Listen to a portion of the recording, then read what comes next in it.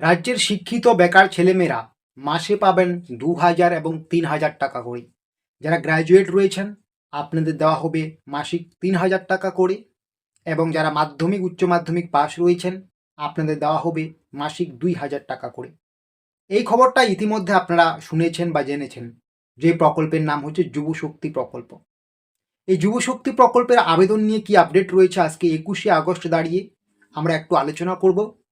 তাই মোটেও আপনারা আমাদের এই ভিডিওটাকে স্কিপ করবেন না। আপনারা দেখছেন আমাদের এই digital express official YouTube channel. যদি আপনারা আমাদের এই ডিজিটাল এক্সপ্রেস অফিসিয়াল ইউটিউব চ্যানেলটিতে নতুন হয়ে থাকেন, অবশ্যই চ্যানেলটিকে সাবস্ক্রাইব করে নোটিফিকেশনটাকে অন করে রাখবেন।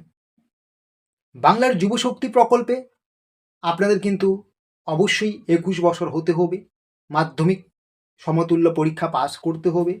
মাধ্যমিক উচ্চ মাধ্যমিক পাস করলে মাসিক ২,০০০ টাকার ভাতা পাবেন, এবং কলেজ কমপ্লিট করলে বা স্নাতক কমপ্লিট করলে আপনারা কিন্তু মাসিক ৩,০০০ টাকার ভাতা পাবেন।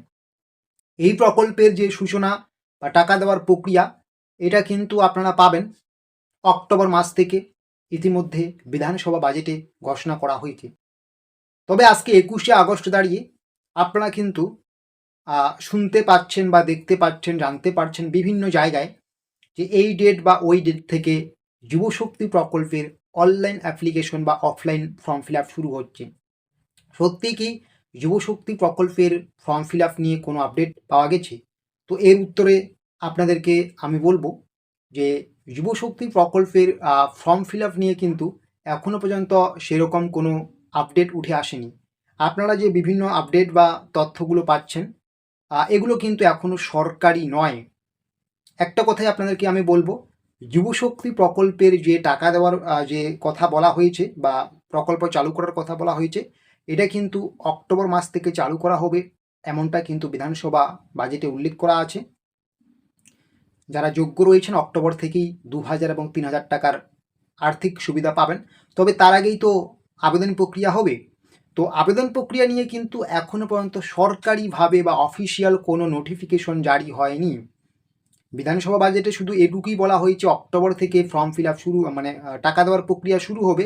কিন্তু অক্টোবরের আগেই যে ফর্ম ফিল আপের যে প্রক্রিয়াটা, এটা ঠিক কবে থেকে হবে এখনও পর্যন্ত অফিসিয়ালি নোটিফিকেশন বের হয়নি।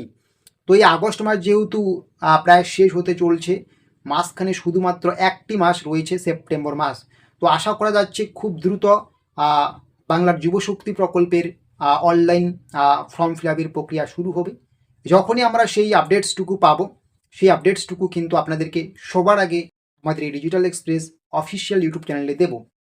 তো এখনও পর্যন্ত কিন্তু অফিসিয়ালি কোনো নোটিশ জারি হয়নি, তবে খুব দ্রুত কিন্তু সেটা জারি হতে চলছে, কারণ সময় কিন্তু নেই। তার জন্য অবশ্যই আপনারা আপনাদের আধার কার্ড, ভোটার কার্ড, ডিবিটি লিঙ্কযুক্ত ব্যাঙ্ক অ্যাকাউন্ট, মাধ্যমিক উচ্চ মাধ্যমিক সমতুল্য সার্টিফিকেট বা গ্র্যাজুয়েটের সার্টিফিকেট, এগুলো কিন্তু ঠিকঠাকভাবে রাখুন।